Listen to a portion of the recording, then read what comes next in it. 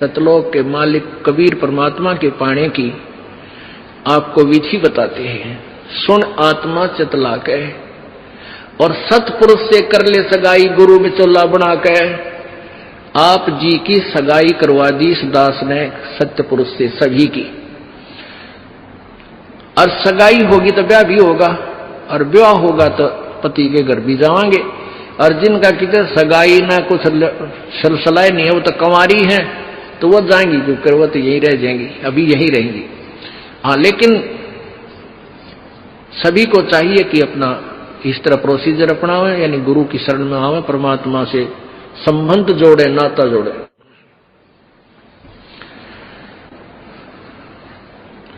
सतपुरुष से कर ले सगाई, गुरु बिचौला बना के, फिर सत्संग बान बैठिए लाडो और दान की मेहंदी रचा के। जैसे बान बिठाया करते हैं, 5-6 दिन बिठाया करते हैं, 6-7 दिन, तो परमात्मा कहते हैं वहां वो तेल चढ़वाता है, वो बान नहीं, इस सत्संग रूपी बान में यहां बान बैठो, यहां आओ, ये राम नाम का तेल चढ़ावांगे आपके, और फिर आपका रंग रूप निकल जाएगा, यानी आपके अंदर परिवर्तन आएगा। तो क्या कहते हैं, सत्संग बान बैठिए लाडो और दान की मेहंदी रचा के। ये लाल हाथ करने कोई लाभ नहीं है, इन हाथों की मेहंदी दान है। 2 पैसे अपनी कमाई में 10वां अंश गुरु को दीजिए और जीवन जन्म सफल कर लीजिए। और 5 गहने पैर सुहागन, शील, संतोष, विवेक, दया, आधीनी, विनम्रता है, और सतनाम की बिंदी लाके, जैसे टिक्की लगाते हैं, कहते हैं तेरा मूल मंत्र ये सतनाम हो, ये सच्चा नाम 2 अक्षर का जिसमें एक ओम और एक तत् है, ये तेरी बिंदी हो, यानी तेरा ये खास सबसे पहले दिखाई दे कि ये सतनाम उपासी है। आत्मा परमात्मा को जब प्यारा लगेगा तो जब स्वीकार करेगा। और फिर क्या कहते हैं, प्रेम की लाली ला कै सुरता क्यों ना पति रिझावे है। ये लाल ओठ करने से कोई लाभ नहीं है, ये तो मूर्खा के काम है। पहले कोई भी ऐसी क्रिया अच्छे घरों की बहन बेटियां नहीं करते थे। इस नकली सी सिनेमा ने, इन टेलीविजनों ने ऐसा भट्ठा बैठा दिया कि सबको एक सत्र पर गली में ला खड़ा किया। गांव घर में ब्याह होता है, पहले कंजरी नाचा करती, हिजड़े नाचा करती, ये वैश्याएं नाचा करती थी। अब बहु अच्छे घरों की बहु बेटियां सरेआम गली में डांस करती हैं, ऐसा बूंदा लाल थोपड़ा करके। तो क्या ये अच्छे कर्म है? ये नहीं करना चाहिए। एक सभ्यता से रहना चाहिए। हम इंसान हैं, वो तो एक समाज का जो बिगड़ा हुआ रूप होता था वो इस तरह की बकवादें किया करते थे। तो ज्ञानहीनता, मर्यादाहीनता, निर्लज्जता इतनी बढ़ गई समाज में, इसको भी अब सेट करना है। तो कहते हैं प्रेम की लाली ला के, प्यार तो बोले सब बान भाइयां थे, सभी भक्तों से, समाज में वो भी कोई बगैर उपदेशी भी रिश्तेदार है, सबसे मृदु भाषा से प्रयोग करे, मीठा बोले, प्यारा बोले, ये तेरी लाली है, ये तेरे होठों की शोभा है। फिर कहते हैं जाप अजपा जप के अपना दहेज बना लिए। ओह, ये भक्ति की कमाई जो श्वास उस श्वास से ये अजप्पा जाप कहलाता है। कहते इसका जाप करके तू अपना ये दहेज बना, यानी धन जोड़ ले, जो आगे लेकर जाना है, दहेज जो अपने पति के घर लेके जाना है। पहले कुरीति थी कि जो लड़की घना धन लेकर आती थी दहेज का, उसका आदर पूरा परिवार करता था। ऐसे हमारे हम भ्रमित थे, अज्ञानता थी। तो उसी दृष्टिकोण से ये कहा गया है कि जैसे अच्छा ज्यादा दहेज लाने वाली बहु पुत्र वधू अपने ससुराल में आदर सत्कार पाती है, ऐसे ही तू डट कर भजन कर, घना दहेज बना ले। सत्य अजप्पा जाप का, अजप्पा जाप जप के अपना दहेज बना लिए, अनहद बाजा बाजन लागे फिर खुशी बना लिए। जैसे लड़की का पता लग गया कि आज ब्याह है, लड़की की का आज विवाह है, अब कई बच्चे बकाया करें, न्यों कहेंगे ए तेरी बारात आ गई, और फिर न्यों कहे कोई ना आई क्यों ना जीवरी है, यानी उसने खिजाया करते हैं। तो फिर वो लड़की सोच लेती है बांधन दे दे भौंके जाएंगे।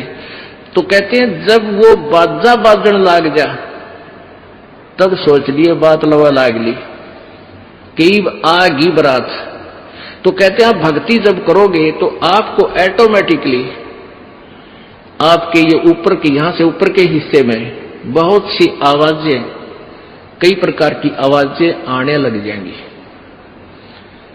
इसमें जो हमें आवाज सुनती हैं ये प्राथमिक भक्ति की लक्षण है, अंतिम नहीं है। हाँ, ये भी सुननी चाहिए, सुनेंगी आपको, अवश्य सुनेंगी, ना चाहते हुए भी सुनेंगी।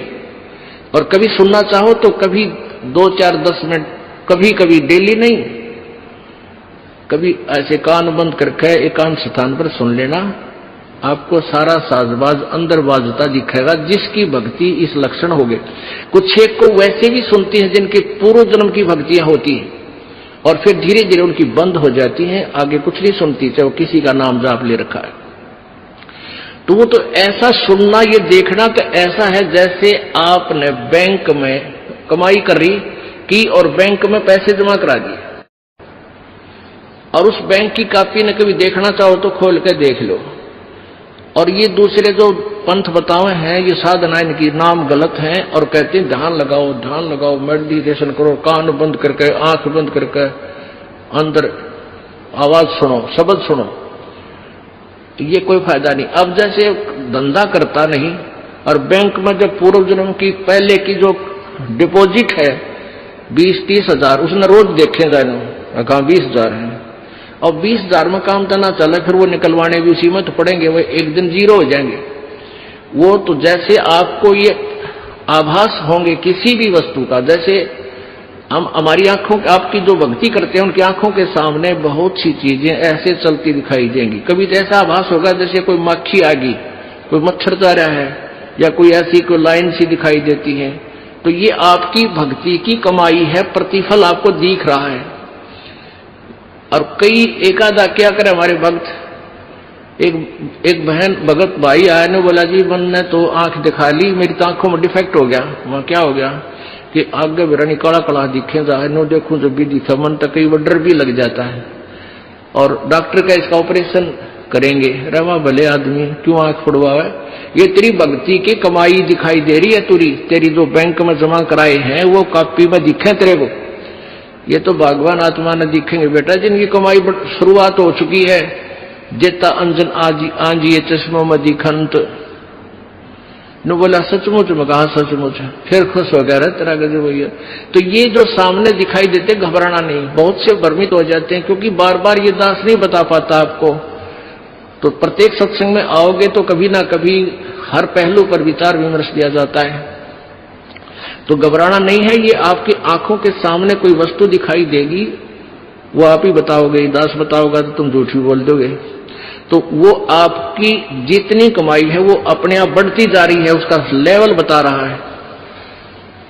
तो ऐसे अंदर आवाजें आएंगी, कई प्रकार की आएंगी, और उनमें से एक न्यारी आवाज आएगी, एक मुरली की आवाज आएगी। और वो मुरली, वो आवाज जो है, जो इसमें पिंड में जो आएगी वो यहीं तक की है, ये महास्वर्ग तक की है।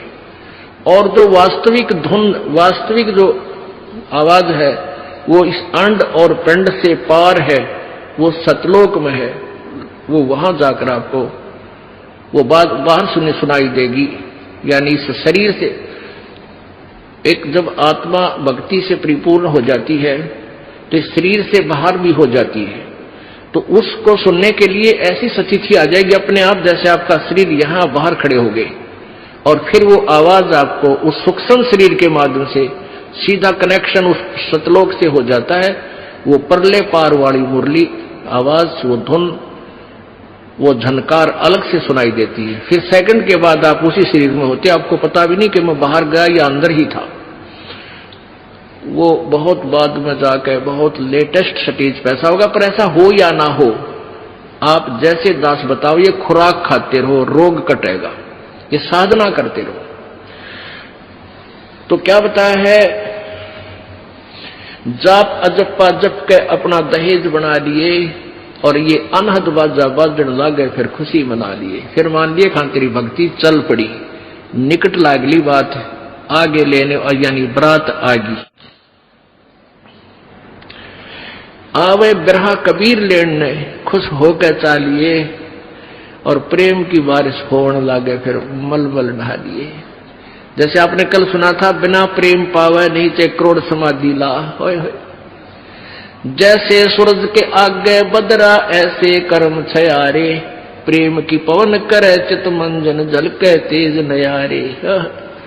प्रेम की पवन, परमात्मा के प्रति इतना प्यार उमड़ उमड़ का अब आपके हृदय में रह के जरा सी बात मालिक की चले, आंखें भरे आऊं आपकी, कुछ दिन में ऐसी स्थिति आ जाएगी। तो ये प्रेम की पवन चलेगी। जैसे सूरज के आगे बादल होते हैं तो सूर्य का प्रकाश निष्क्रिय हो जाता है, और जब हवा तेज चलती है बादलों को इधर उधर फेंक देती है तो सूर्य का प्रकाश ज्यों का तो सामने चमक रहा होता है। ऐसे परमात्मा और अपने बीच में, आत्मा के बीच में पाप कर्मों का गरावा यानी बादल छाया हुआ है। इस प्रेम की यानी सब भक्ति जो क्रिया आपकी होंगी, दान करता आदमी को इतनी खुशी होती है, उस दिन कोई ठिकाना नहीं। और 10 रुपए चोरी कर ले, आत्मा खुश नहीं हो सकती, चाहे 20 लाख चोरी कर ले। और 10 रुपए, 20 रुपए, 1000 रुपए, 2000 रुपए आप दान करने की चेष्टा करते हो, पहले उमंग भर लेती है, और दान करे पाछो तो न्यारी खुशी होती है। तो ये तो क्या बताते हैं, ऐसे जो सब क्रियाएं आपसे कराई जा रही हैं, इनका उद्देश्य है कि आप में इतनी विनम्रता, इतना प्योर हार्टेड हो जाओ आप कि मालिक के प्रति जरा सी भी चर्चा चला, आंखों में पानी आने लग जा, गदगद हो जा। कहते हैं प्रेम की पवन करे चित मंजन, फिर झलके तेज नयारे। तो यहां क्या बताया कि प्रेम की बारिश होने लगे, फिर मलमल नहा लिए। यानी ये लक्षण बता रहे हैं, एक भक्त में रह रहकर ऐसे लक्षण आ जाएंगे। एक बुढ़ा आवे मेरे पास, नाम ले रखा उन्होंने साल भर से। वो कहता है जी मैं नाम जब तो लागू, मैं रोने लग जाऊं, मेरा रोना बंद कर दिया। राम तो रोना शुरू करवावा तो बंद करवाना है, ये तेरे भाग जाग रहे भले आदमी, नो कहना शर्म आवे, लोग नो कहीं अच्छा आदमी नाम नहीं लागे तो माई लोग की सुनेगा, तुम्हारी सुनेगा, नो बता। तो इसे ओपन कर्मी प्राणी है, बुढ़ा आदमी 65 साल का होगा, भगवान का नाम मिल गया, पिछले संस्कार से ही होता सारा कुछ। और ईब नो कह नाम लेने लग गो, मैं तो रोने लग जाऊं। अरे तेरा गदीवेश, भगवान ये सब ने देसा रोना हमारे भक्ता ने, आंखें में पानी आवे, मालिक की चर्चा हो, ना द्वेष हो, ना राग उठे, ना कोई चोरी करने जी करे, ना कोई जारी करने जी करे, ना बुराई मन में आवे, ये ऐसा जो धुन लग जा। फिर कहते हैं सार शब्द का सुरमा गा लिए, जब पति न भावे। सार शब्द यानी जो असली मंत्र आपको दिया जाएगा वो सुरमय जैसा होगा, वो एक न्यारी आपकी जो है ना पहचान बनेगी, उस पर न्यारी जो है ना अलग से आपकी एक और सुंदरता बनेगी। यानी परमात्मा को आप और उस मंत्र सहित और अच्छे लगोगे जिनके पास ये तीनों मंत्र होंगे। कहने का भाव ये, आदिन्नी की मांग बढ़ा ले तो चलिए नाड़ झुका के, विनम्रता, अभिमान खत्म हो, विनम्रता आवे, और सबके साथ प्यार से बोले, आकड़ नहीं पाड़े। ये लक्षण हो जाने चाहिए आपके अंदर। आदिन्नी की मांग बढ़ा ले, ये जो मांग आप सिंदूर डालते हैं, ये आदिन्नी तेरी मांग है। और चलिए नाड़ झुका के, यानी नम्रता से रहना, नाड़ झुका के चलना, नम्रता से पेश आना। और संत समागम बरात त्रीत न ले जावेगा ब्याह के। अब ये सत्संग रूपी बारात है, आत्मा को यहीं से श्रृंगारा जाता है, यहीं से इसको तैयार किया जाता है, ज्ञान सुनाया जाता है। तो ये परमात्मा, सत्संग आने वाली आत्मा ही परमात्मा के पास जाएगी। यानी ये बरात वाले ही, बरात ही समझो उस मालिक की है। संत समागम बरात त्रीत न ले जावेगा ब्याह के, सुरत नृत है डोली तेरी। सुरत और नृत ये आत्मा इनके साथ चलेगी। और बैठ सुन शिखर में जाकर, यानी सतलोक में जाकर बैठ गया। और मकर तार का खेल कांगना अलल ध्यान दचा के। अब कांगना खेलते हैं ना, जैसे यहाँ एक मोटा बांध जा, दूसरा मोटा बांध जा रहा नाड़ा, और कई गांठ ला दें, फिर नो कहेंगे वो देवर खोल लगा इसने, कांगना खेल रहेंगे ना खुल जा, उबरण के फंड होया कर लंबा चौड़ा सिस्टम। तो परमात्मा कहते हैं अब मकर तार का खेल कांगना, छूट ना जा आते हैं, छूट गया वो हार जाएगा। तो उस मकर तार का ऊपर से जब आत्मा यहां से चलेगी, परमात्मा कई तरीके से इसको, कहीं किसी स्थान पर किस तरीके से आपने जाना है, तो आप कभी कई बार एक आध बार कभी ध्यान वैसे ही कुदरती लग जाता है, बैठ जाते हैं, कभी आंखें खुली है तो भी बंद हो जाती हैं। और कई बार ऐसा होगा कि एक मकड़ी के तार जैसा आपको लंबा स्ट्रेट, बहुत, उसका कोई और छोर आप नहीं देख सकोगे, ऐसा तार सा नजर आएगा, उसको मकर तार कहते हैं। उसके साथ लगकर आत्मा जैसे मकड़ी उस तार को पकड़कर ऊपर चढ़ जाती है, ऐसे वो मकर तार का आपको दिखाई देगा जब चलेगी यहां से आत्मा संसार छोड़कर। तो एक मकर तार का मार्ग आपको मिलेगा, उसके साथ चलना, उसको छोड़ना नहीं तो उधर नहीं जाना, नहीं तो मार खा जाएगी। तो ऐसे वो कांगड़ा खेलते हैं जब दोनों, और दाव लगा देते हैं, तू खोल गया तो तू हार गया, हारगी। तो ऐसे अपने अपनी जबरदस्ती से उसको पकड़ लेना है, उस मकर तार के, उस मकर तार को। मकर तार माने मकड़ी का तार। ऐसा एक रास्ते में आपको ये गाइडलाइन होगी कि इसके साथ साथ चल, भ्रमित ना होना सतलोक जाने के लिए। वो कुछ समय, कुछ स्थान तक मकर तार है, उसके बाद फिर परमात्मा का अलग से मार्ग है। सुरत नृत्य है डोली तेरी, बैठ सुन शिखर में जाके, मकर तार का खेल कांगना अल्लल ध्यान दचा के। एक एक वाणी का आधा हिस्सा भी इतना जबरदस्त भर रखा भगवान ने। अब अलल पंख, अलल ध्यान दचा के, एक अलल पक्षी होता है, उसको अनल भी बोलते हैं। अनल, अनल माने वायु, यानी वो आकाश वायु में ही रहता है, ऊपरली सब, ऊपर नीचे नहीं आता। वो अंडे भी ऊपर ही दे देती है, वो अलल पक्षी मादा, और उन अंडों को हवा में छोड़ देती है, और ऐसे स्थान पर अंडे देती है, पैदा करती है कि नीचे केले के बन हो, केले के बन। तो केले कैसे फंसे रहा करें, केले के बना बनो आपस में बहुत लंबे लंबे बढ़ जाते हैं। तो वहां आकाश से वो अलल पक्षी बहुत लंबा चौड़ा होता है, वो कम से कम भी सैकड़ों फुट लंबा और 50 फुट की चौड़ाई होती है। इतने बड़े बड़े पर होते हैं उसके, बहुत जबरदस्त लोहे के तौ की तरह, और पंजे होते हैं जैसे नो चमटिया की तरह, खुर जैसे बहुत जबरदस्त नाकुल्ले, बहुत मजबूत, और 4 पैर होते हैं उसके, पक्षी होता है। तो वहां से अंडे छोड़ देती है भगवान हवाला है। अंडे नीचे आते हैं हवा की घर्षण से, वो परवरिश को, यानी वो पक जाते हैं। और केले के अच्छे भरा भरा अंडे होते हैं, वो 2-2 दड़ी के, और ऊपर तो 1-1 दड़ी के, 5-5 किलो के, और ऊपर से आते ही वो केलों के पत्तों पर आकर गिरते हैं। उन केलों को तोड़ते हुए सपीटते नीचे आते हैं। तो केलों पर गिरने से, उन केले पर गिरने से, उन पेड़ों पर, तो उसकी स्पीड कम हो जाती है, और तो केले को तोड़ता हुआ वो आसानी से आकर नीचे पड़ता है, और पड़ के फूट जाता है, उसमें से बच्चा निकल जाता है। वो बच्चा वहां फिर उस वन में घूमता है, फिरता है, चारा चरता है, और फिर कुछ दिनों में वो उड़ने लग जाता है, यानी परिपक्व हो जाता है, वो प्रफुल्लित हो जाता है, और वो उड़ कर देखता है, काफी दूर तक उड़ता है, फिर वापस आ जाता है, 1-2 साल तक वही रहता उस वन में। उन पक्षियों के साथ भी घूमता, अपने मित्रों के साथ जो दूसरे पक्षी होते हैं, अन्य जीव जंतुओं के साथ भी घूमता है, लेकिन उनमें उसकी मित्रता नहीं रहती है, क्योंकि उसको पता होता है कि मेरे माता पिता ऊपर हैं, यहां नहीं है। पुण्यात्मा, ये बहुत ही उत्तम ज्ञान है और छुपा हुआ ज्ञान था, ये तत्व ज्ञान है। इसको समझाने के लिए बहुत से उदाहरण आपके समक्ष पेश करने पड़ते हैं ताकि आत्मा अपने परमात्मा की तरफ आकर्षित हो जाए। आपने कैसे रहना इस संसार में, ये अलल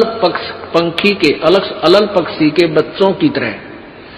अब वो यहां आए, यहां आसपास उस वन में पक्षी पशुओं के साथ रह रहे हैं, लेकिन उन एक पल भी वहां जाने को नहीं बोलते कि एक बार हम उड़न जोगे हो जावा, उसी दिन भाग जावांगे यहां से। हम जवान हो जावें तो उसी समय चल पड़ेंगे। तो जब वो युवा हो जाते हैं और खूब उड़ने योग्य हो जाते हैं तो चलते समय कहते हैं 5 हाथियों को वो पक्षी, अलल पक्षी ऐसे क्योंकि उन केड़ों के वन में हाथी के भी झुंड के झुंड होते हैं, वहां होते थे पहले समय में, मतलब बने ना रहे, तो वहां झुंड के झुंड हाथी होते हैं, नो एक दूसरे के सट कर चला कर सैकड़ों की संख्या में, कई झुंड।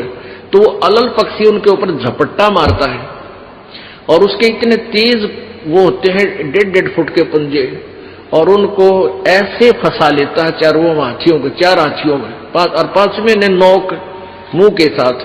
कहते 5 हाथियों को उठाकर वो अलल पक्षी आकाश में चला जाता है अपने माता पिता के पास, और फिर उनका आहार लेकर जाता है, वो आहार उनसे करते हैं। तो अब आप यहां आए हो अलल पक्षी की तरह ध्यान रहे। एक पल भी वो पक्षी का बच्चा अपने माता पिता को नहीं बोलता कि मैं यहां का नहीं हूं, मेरे तो ऊपर है माता पिता, और जब मैं यहां से जब जाने जोगा हो जाऊंगा 1 मिनट में चल पड़ूंगा। तो आप उस अलल पक्षी के बच्चे की तरह यहां अब तैयार हो, अच्छी खुराक खाओ राम नाम की और मजबूत हो जाओ, और चलते समय इस राम नाम की कमाई लेकर ऊपर चलेंगे। अब कहते हैं अलल ध्यान जचा के वो पक्षी का बच्चा एक पल भी वो यहां रह ही नहीं सकता। उसको ये पता होता है, कॉमन सेंस होती है कुदरती, कि मेरे माता पिता वहां है, जिस दिन मैं यहां से जान योग्य हो जाऊंगा एक पल नहीं रहूं यहां पर। तो ऐसे आपने ये हर दम उस सतलोक में जाने का अलल पक्षी की तरह यू ध्यान लगा कर वो जचा कर रखनी है, इसको भूल नहीं पड़ने देना। मकर तार का खेल कांगना अलल ध्यान जचा के, और बैठ विश्वास सेज बिछा के, जो शब्द छैल आवे। पुण्यात्मा कहे कबीर सुनो भी साधो, मैं तो हूं विश्वास में। जो क्रिया जो साधना आपको बताई जाती है वो साधना वो है जो सब सदग्रंथों में प्रमाणित है, और वो है जिन महापुरुषों ने परमात्मा पाया उन्होंने भी यही क्रियाएं की। तो आप एक विश्वास रूपी सेज पर, जैसे दुल्हन होती है अपने पति के इंतजार में वो बैठ जाती है, तो ऐसे ही कहते तू अपना विश्वास रूपी सेज बिछा के इंतजार कर उस परम पिता के आने की।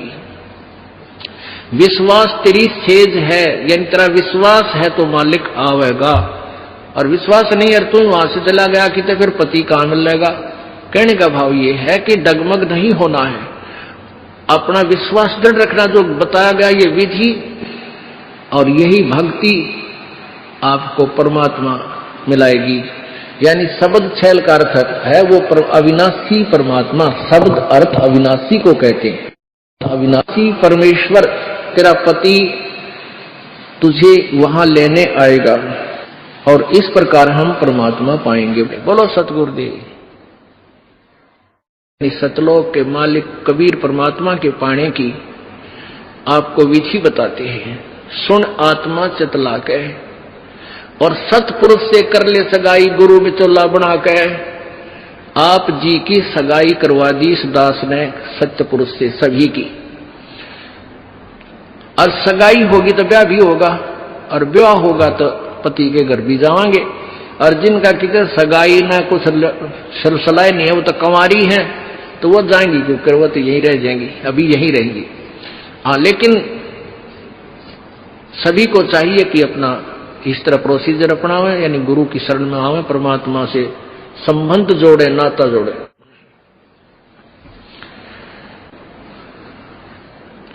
सतपुरुष से कर ले सगाई गुरु बिचौला बना के, फिर सत्संग बान बैठिए लाडो और दान की मेहंदी रचा के।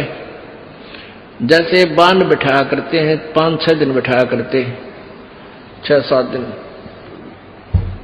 तो परमात्मा कहते हैं वहां वो तेल चलवाणता वो बान नहीं, इस सत्संग रूपी बान में यहां बान बैठो, यहां आओ, ये राम नाम का तेल चढ़ावांगे आपके, और फिर आपका रंग रूप निकल जाएगा, यानी आपके अंदर परिवर्तन आएगा। तो क्या कहते हैं,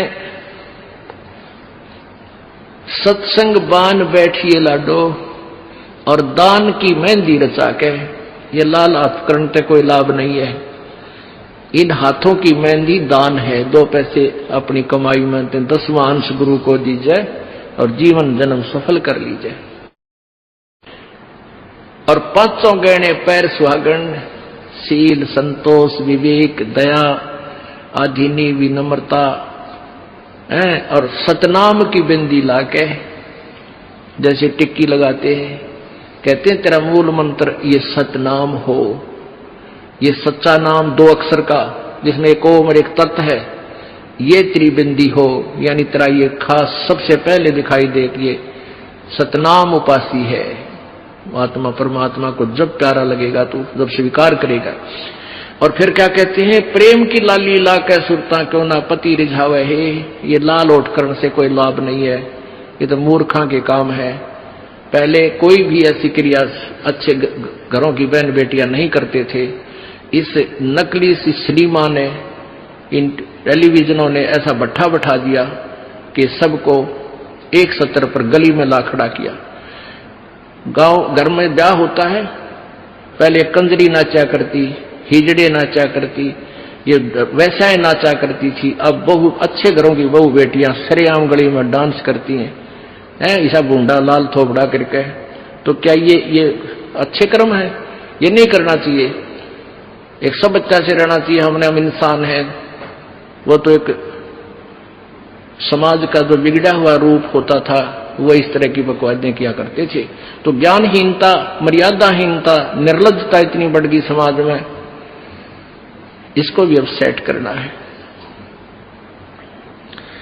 तो कहते हैं प्रेम की लाली ला के, प्यार तो बोला सब बान भाइयां थे, सभी भक्तों से, समाज में वो भी कोई बगैर उपदेशी भी रिश्तेदार है, सबसे मृदु भाषा से प्रयोग करे, मीठा बोले, प्यारा बोले, ये तेरी लाली है, ये तेरे होठों की शोभा है।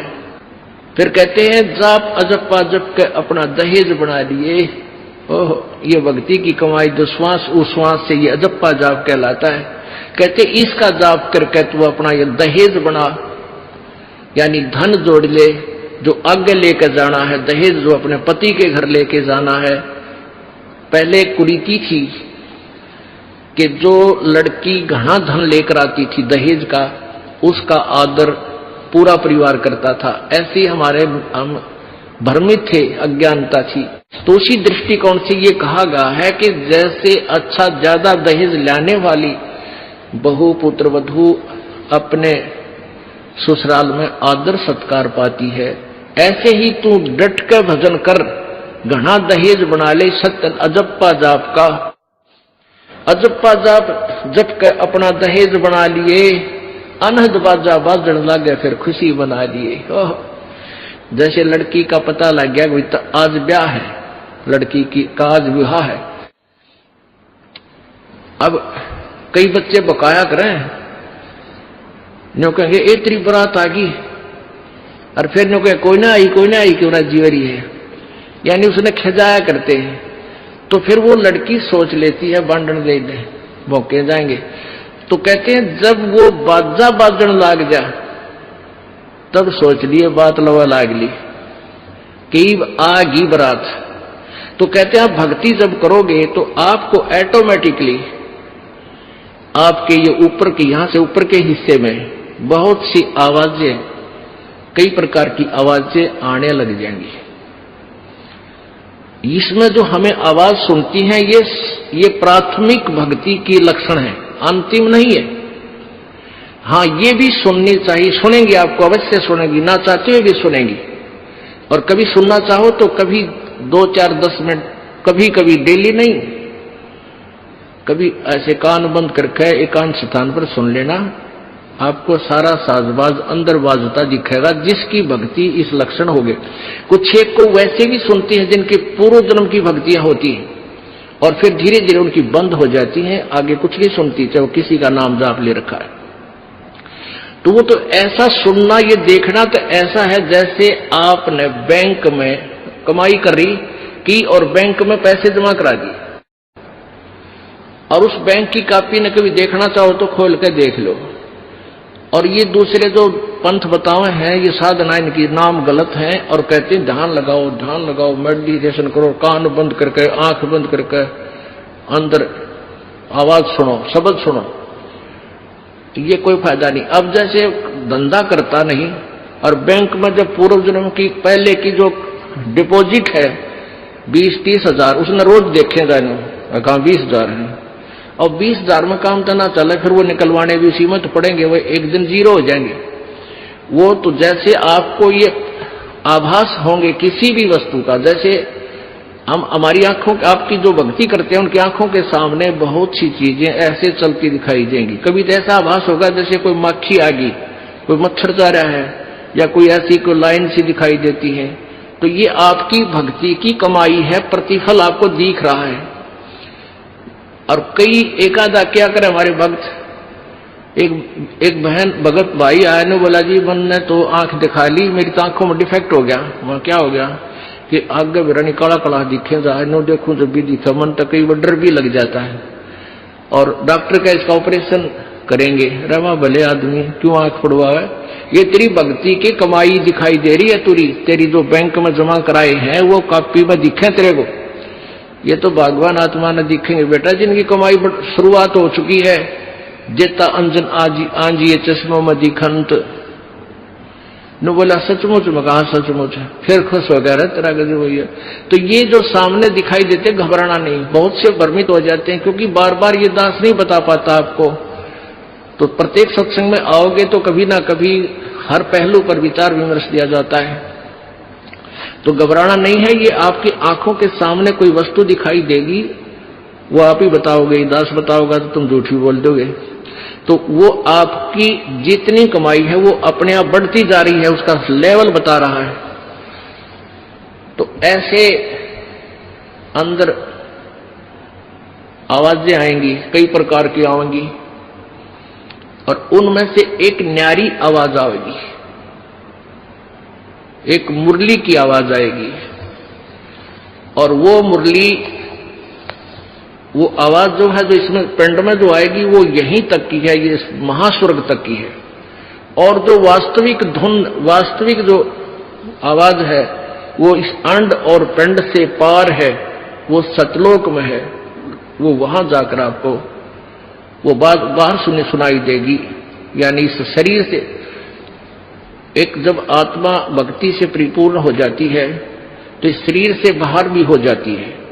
तो उसको सुनने के लिए ऐसी सचिथी आ जाएगी अपने आप, जैसे आपका शरीर यहां बाहर खड़े हो गए, और फिर वो आवाज आपको उस सूक्ष्म शरीर के माध्यम से सीधा कनेक्शन उस सतलोक से हो जाता है। वो परले पार वाली मुरली आवाज, वो धुन